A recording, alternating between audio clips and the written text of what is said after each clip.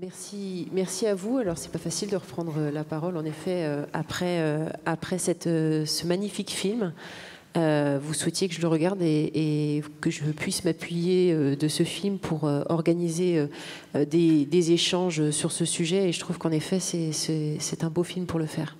Je souhaiterais déjà vous remercier, Dr Berger, vraiment, pour l'invitation d'aujourd'hui, mais aussi pour les échanges que nous avons depuis mon élection, maintenant il y a près de 2 ans et demi.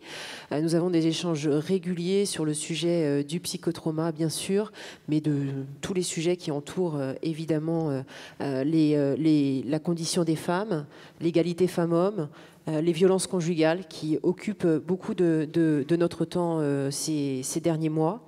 Évidemment, c'est un sujet qui me préoccupe, moi, en tant qu'élu, en tant que député de la Nation, depuis maintenant 2 ans et demi.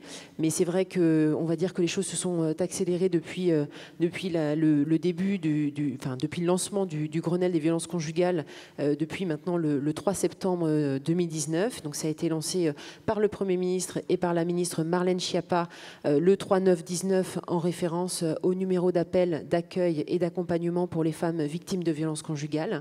Évidemment, je le dis, c'est un numéro d'accueil et d'accompagnement. Le numéro d'urgence reste le 17. Donc, c'est un Grenelle qui a été lancé le 3 septembre. Il avait pour ambition, il a toujours, parce qu'il se finit le 25 novembre, il a pour ambition de réunir tous les acteurs autour de la table. Il y a eu des groupes de travail qui ont été lancés au niveau national par la ministre Marlène Schiappa, qui ont rendu leurs conclusions ce début de mois. Et puis nous avons décidé également, dans cette dynamique, de lancer avec mon collègue Guillaume Gouffier-Cha un groupe de travail composé d'une trentaine de députés, donc 2 députés par région, qui du coup on a souhaité organiser des mini-grenelles partout sur le territoire. Donc nous sommes allés donc dans toutes les régions et même jusque dans les dom-toms, avec un déplacement qui s'est déroulé en Guadeloupe et en Martinique pendant 3 jours.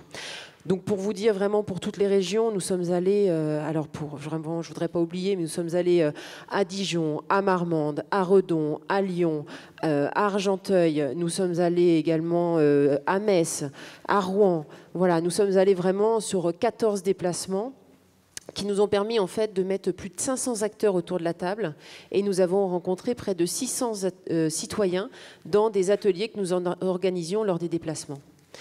Nous avons donc évidemment rencontré des acteurs de la justice, des acteurs de police, gendarmerie, les associations évidemment, qui sont évidemment des piliers pour les victimes de tous les types de violences d'ailleurs, hein, mais les violences conjugales en particulier, les intervenants sociaux, parce qu'ils ont un rôle aussi primordial, les psychologues, l'éducation nationale, qui a un rôle à jouer évidemment sur ce sujet, également tous les représentants des centres pénitentiaires, qui ont évidemment un rôle à jouer aussi sur ce sujet. Voilà, tout le monde a été mis autour de la table pour qu'on puisse évidemment voir ce qui fonctionne, mais surtout ce qui ne fonctionne pas, pour qu'on puisse demain trouver des solutions. Nous avons aujourd'hui, je n'ose plus dire le chiffre, nous avons, je crois aux dernières nouvelles, 128 décès en 2019, si je me trompe. 130, vous voyez, je suis toujours gênée de donner le chiffre parce que je n'ai jamais le bon. Nous avons largement dépassé les chiffres de l'année 2018 et nous devons absolument agir contre ce fléau des violences conjugales. On dit souvent qu'une femme est tuée sous les coups de son conjoint. Ce n'est pas sous les coups, je n'aime pas ce mot, parce que nous avons vu dans ce film que ce ne sont pas seulement les coups qui tuent, mais c'est aussi tous les outils, et on voit que, je n'ai pas envie de faire d'humour, mais du coup on voit qu'il y a eu de l'ingéniosité dans les outils qui ont été sélectionnés. Voilà, ce sont pour moi des assassinats qui sont réalisés et il faut que ce soit jugé comme tel. Donc nous avons rendu nos recommandations ce mardi à la ministre Marlène Schiappa, qui est donc venue à l'Assemblée nationale pour la remise de ses recommandations, accompagnée du ministre en charge de la protection de l'enfance, Adrien Taquet. C'est important parce que la protection de l'enfance découle évidemment de la problématique des violences conjugales aussi. Nous avons fait plus de 100 recommandations. Donc c'est évidemment très fourni, mais parce que en fait, les rencontres ont aussi été très riches. Et nous avons fait évidemment des recommandations, on va dire, principales, qui reposent sur plusieurs piliers, dont le premier qui est la prise en charge juridique des victimes de violences conjugales. Ça passe par une assistance juridique qui doit être absolument mise en place. Aujourd'hui, dans notre système de droit, nous avons plutôt une prise en charge par l'aide juridictionnelle, par les avocats commis d'office pour les auteurs. Et là, nous souhaitons évidemment que ce soit aussi la possibilité pour les personnes qui sont victimes de violences conjugales. Pourquoi? Parce qu'en fait, on se rend compte qu'il y avait la possibilité d'avoir notamment l'ordonnance de protection, la mise en place du bracelet électronique, le téléphone grave danger, mais tout ça, en fait, il faut que ce soit demandé par l'avocat. Et très souvent, ces femmes ne sont pas accompagnées, ou en tout cas n'osent pas aussi prendre un avocat, parce que très souvent, elles dépendent du conjoint, et donc ont la difficulté de pouvoir payer cet avocat. Donc, nous souhaitons évidemment qu'il puisse y avoir une aide juridictionnelle et qu'il y ait des avocats qui soient formés sur les sujets des violences conjugales, qui sont du coup on va dire qu'il y a peu d'avocats qui sont formés sur ces sujets. Nous souhaitons aussi mettre en place des unités pluridisciplinaires pour que la femme puisse déposer plainte à l'hôpital. Ça a été annoncé notamment par le Premier ministre et nous faisons également cette recommandation. Je souhaite qu'il y ait la possibilité de le faire dans un centre, par exemple, qui soit rattaché dans tous les CHU de France. Je pense évidemment au travail exemplaire qui est réalisé par Madame Dabadi, qui est au COVA, que je crois avoir aperçu tout à l'heure, et que je salue, qui réalise un travail incroyable au centre du COVA, qui permet donc de recevoir ces femmes, de prendre la plainte. Donc il y a un travail qui est très étroit entre la justice et le secteur médical.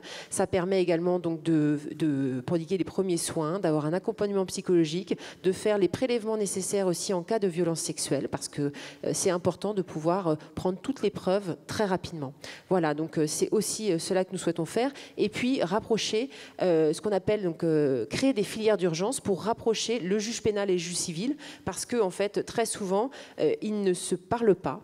Et en fait le juge pénal va juger des violences et le juge aux affaires familiales va juger lui de la garde des enfants. Et en fait on sait très souvent, dans le cas de violences conjugales, que les enfants sont, on va dire, des moyens de pression sur la femme qui est victime de violences conjugales, mais aussi les enfants qui sont, eux, des victimes, parce qu'ils sont eux-mêmes témoins de ces violences conjugales. Donc, c'est important, évidemment, de pouvoir réunir ces acteurs. Un meilleur accompagnement aussi, évidemment, des victimes. L'hébergement, évidemment. Les femmes ne quittent pas forcément le domicile parce qu'elles n'ont pas de moyens de se loger. Donc nous avons fait des annonces le 3 septembre 2019. C'est le ministre de Normandie qui a fait ces annonces avec la création de 1000 logements d'urgence pour les femmes victimes de violences conjugales. Il y a donc 250 logements d'urgence qui vont être créés pour les logements d'urgence de courte durée, donc pour quelques jours. Et après, il y a 750 logements d'urgence qui sont créés, eux, pour des durées, on va dire, moyen terme, qui peuvent aller de 6 mois à 1 an, le temps que la femme puisse se reconstruire, parce que c'est pas le tout de la mettre dans un logement et de dire, voilà, on sait les conséquences psychotraumatiques aussi de ces violences conjugales, et donc on doit pouvoir l'accompagner après dans un logement de façon définitive. Il va y avoir aussi, et ça a été annoncé, une garantie, la garantie visale, qui aujourd'hui est possible pour les étudiants et qui va être étendue pour les femmes victimes de violences conjugales. Cette garantie va permettre tout simplement à des femmes qui n'ont pas la possibilité très facilement de trouver un logement, de pouvoir simplement présenter cette garantie en disant, voilà, ne vous inquiétez pas, je serai en mesure de payer parce que j'ai la garantie visale, et donc elles pourront plus facilement quitter le domicile et donc prendre un nouveau logement. Je n'oublie pas évidemment les auteurs, parce que sans auteurs, il n'y a pas de victimes. Il faut que nous puissions traiter ces auteurs, parce que même s'ils laissent tranquille leur ex-conjointe, ils ne retrouveront une nouvelle femme, et donc auront, en tout cas, continueront à avoir ces actes violents. Et donc nous devons pouvoir les accompagner, parce que parfois il y a aussi des hommes, il faut l'entendre, qui sont en attente de soins, qui se sentent complètement, parce qu'on a eu la chance du coup dans les déplacements d'en rencontrer, à Lyon notamment, dans un centre pénitentiaire, et ils ont le souhait de dire, voilà, j'alerte, je ne sais pas à qui en parler, j'ai besoin d'aide et je souhaite sortir en fait de cette spirale infernale. Donc il y a vraiment des hommes qui sont en attente aussi d'être accompagnés psychologiquement et d'être du coup dans un parcours de soins. Donc nous souhaitons la création d'hébergements d'urgence qui permettront en fait de pouvoir isoler ces hommes violents pour pouvoir aussi laisser la femme et les enfants dans le domicile. C'est important parce que c'est trop souvent la femme qui quitte le domicile, même si on sait que ça peut être intéressant de la faire sortir du domicile s'il y a un cas de danger évidemment imminent.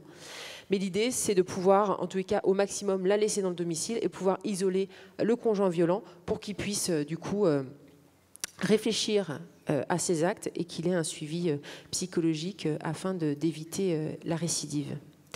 Je n'oublie pas, évidemment, la prévention avec l'éducation nationale qui joue forcément un rôle primordial. Il faut que les cours à la vie affective et sexuelle soient bien mis en place. Aujourd'hui, c'est trop hétérogène, c'est pas forcément mis en place sur l'ensemble du territoire. Il faut que ce soit le cas. Il faut qu'il y ait un travail aussi sur la gestion des émotions.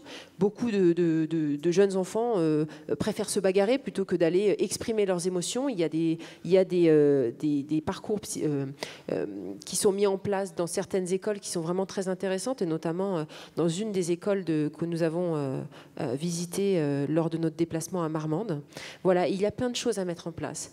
Nous devons également lutter contre l'accès aux vidéos pornographiques, aux images pornographiques. Les enfants, enfin, il y a un chiffre quand même qui est assez incroyable. Les enfants de moins, aujourd'hui, 50% des enfants de moins de 11 ans ont déjà vu des images ou des vidéos pornographiques. C'est à portée de clic.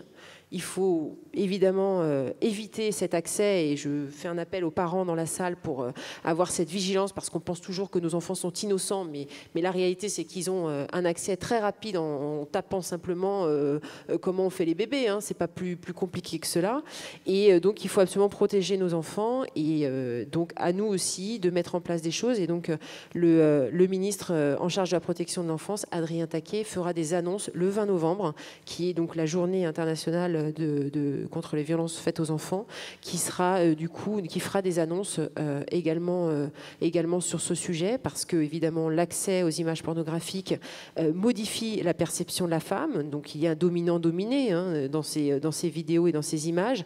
Et puis il y a également évidemment la modification de la perception des relations, tout simplement des relations intimes qui peuvent être modifiées. Et donc on voit que les jeunes ont des réactions plus en plus jeunes, des réactions violentes, même dans les jeunes couples, où du coup il y a une recrudescence de violence qu'on peut appeler, alors évidemment ça paraît bizarre de dire violence conjugale à l'âge de 14-15 ans, mais en tout cas il y a des violences beaucoup plus importantes dans les jeunes couples aujourd'hui, avec la recrudescence évidemment aussi d'insultes, etc. sur les réseaux sociaux et dans la télé-réalité, qui modifie complètement en fait l'image que les jeunes ont de leurs relations. Voilà. Et puis un travail, donc je le disais, évidemment de prévention. Je voudrais vraiment rien oublier, parce qu'il y avait plus de 100 recommandations, donc vous imaginez que je ne vais pas en faire le détail ici. La périnatalité, vous l'avez abordé notamment pendant ces 2 jours. La périnatalité avec les 1000 premiers jours qui sont évidemment importants. Aujourd'hui, comment on fait pour être un bon parent? Alors évidemment, il ne va pas y avoir de cours pour être un bon parent, mais on peut davantage accompagner les jeunes parents dans les 1000 premiers jours de l'arrivée de l'enfant, parce que c'est pas évident de devenir parent, et donc il faut pouvoir accompagner cela pour éviter justement qu'il y ait ce type d'actes, des violences conjugales, mais également des violences globalement intrafamiliales. Voilà. Donc je souhaitais vraiment vous sensibiliser sur cette question, plus particulièrement des violences conjugales, parce que c'est quelque chose qui m'a animée ces dernières semaines, avec un travail extrêmement fourni.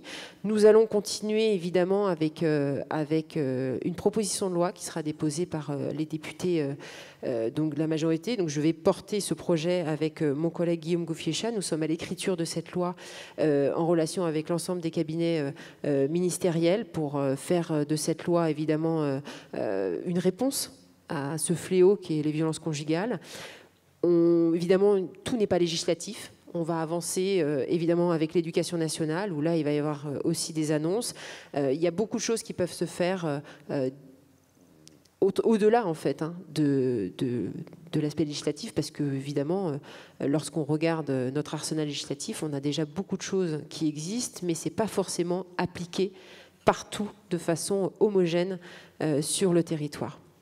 Donc vraiment, merci pour cette invitation. Je tenais vraiment à souligner la qualité des tables rondes qui ont eu lieu ces 2 derniers jours. Je suis ravie de pouvoir faire la clôture avec vous, monsieur Biet, et avec vous, monsieur Serre. C'est vraiment un grand plaisir pour moi. Et puis, voilà, je vous donne évidemment rendez-vous. Je ne sais pas s'il y aura un autre congrès l'année prochaine, mais je vous donne rendez-vous, alors, si vous le souhaitez, l'année prochaine, pour qu'on puisse faire un point justement sur l'avancée de cette loi qui aura été votée, c'est certain, et puis de voir comment évoluent les chiffres, comment évolue la prise en charge, qu'est-ce qui manque encore, qu'est-ce qu'on peut encore améliorer. On essaye de faire les choses au maximum pour que ça avance et qu'on arrive à baisser drastiquement, comme avait réussi à le faire l'Espagne, avec une baisse drastique des chiffres. Ils partaient de plus loin que nous, mais nous avons aujourd'hui 130 cas de violences, enfin de femmes qui sont décédées sous les coups et autres de leurs conjoints ou ex-conjoints, et je trouve que c'est inacceptable et nous devons vraiment réagir, et je suis certaine que nous allons trouver des solutions pour peut-être pas supprimer totalement ce fléau, malheureusement, mais en tout cas baisser drastiquement ces chiffres. Voilà, je vous remercie et merci à vous pour votre attention. Madame la députée, merci beaucoup de votre intervention. Je pense qu'on ne parle jamais suffisamment de ces questions-là. Je crois qu'on peut se dire, je l'ai dit hier était le moment du lancement, le moment des remerciements et de la gratitude par rapport à cette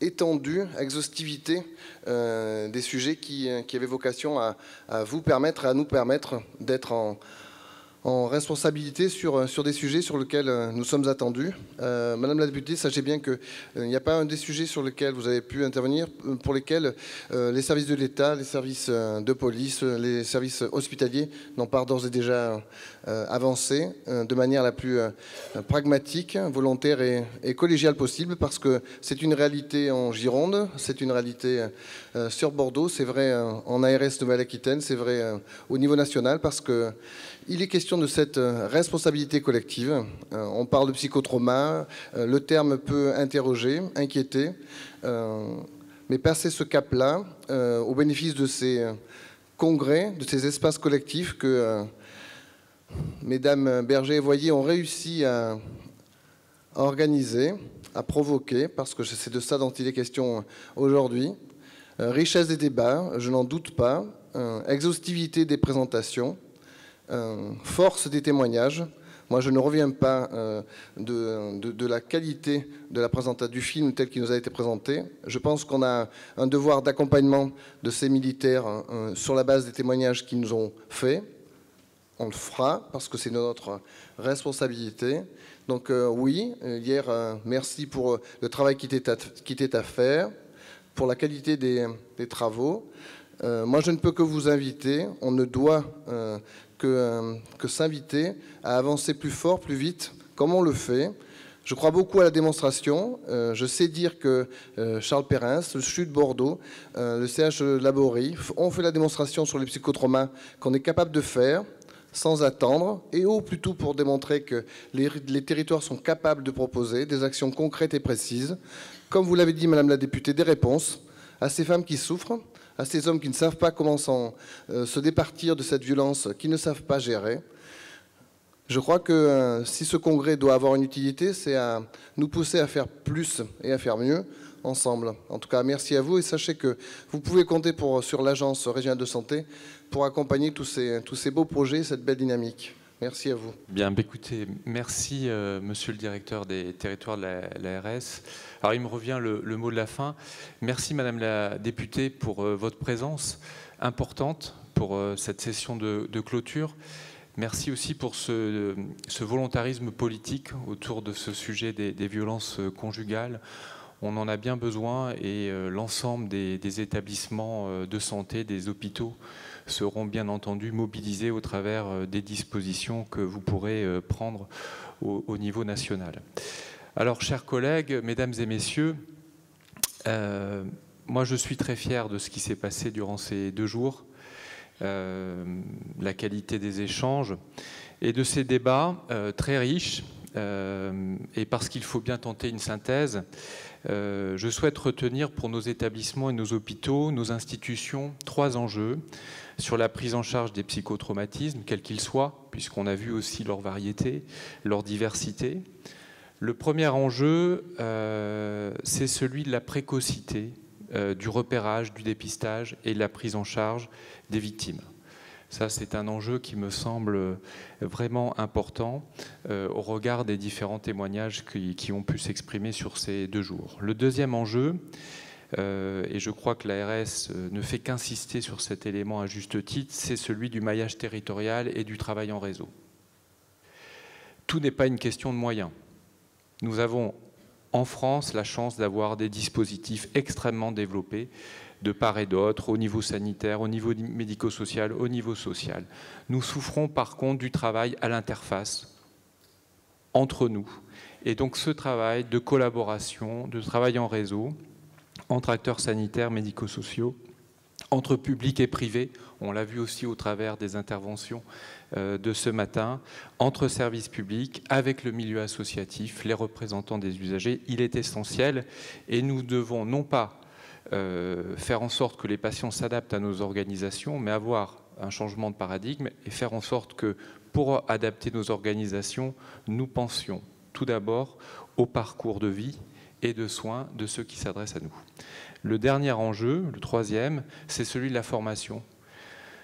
On est pauvre en matière de formation, mais nous devons investir massivement sur la formation de nos équipes, nos professionnels, sur les bonnes pratiques, parce que celles-ci, on le voit bien, au travers de la recherche, de l'évaluation, de l'exploitation des données au travers des prises en charge qui sont réalisées, et bien ces bonnes pratiques, elles évoluent rapidement, et donc il faut sans cesse se former tout au long de la vie et faire en sorte que nos soignants, nos médecins puissent accéder à cette formation.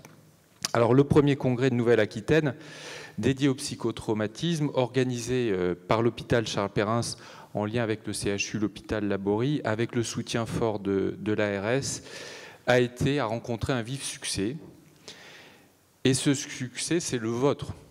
C'est votre implication. Un grand merci à l'ensemble des intervenants pour la qualité et la pertinence de leurs exposés. Les intervenants aussi pour l'humanité de leurs témoignages et le caractère poignant de ces témoignages. Ce succès, c'est aussi un succès qui nous oblige, nous, institutions, à avancer. Et ça nous oblige à avancer désormais très rapidement avec le déploiement du dispositif aquitain qu'on vous a présenté en début de matinée, qui est aujourd'hui financé par l'Agence régionale de santé. Et donc nous devons désormais nous mobiliser après ces 2 jours sur le déploiement de ce niveau 3, de ces 2 niveaux 2 et de ces niveaux de proximité au niveau de toute la Nouvelle-Aquitaine. Ça rejoint l'enjeu du maillage territorial.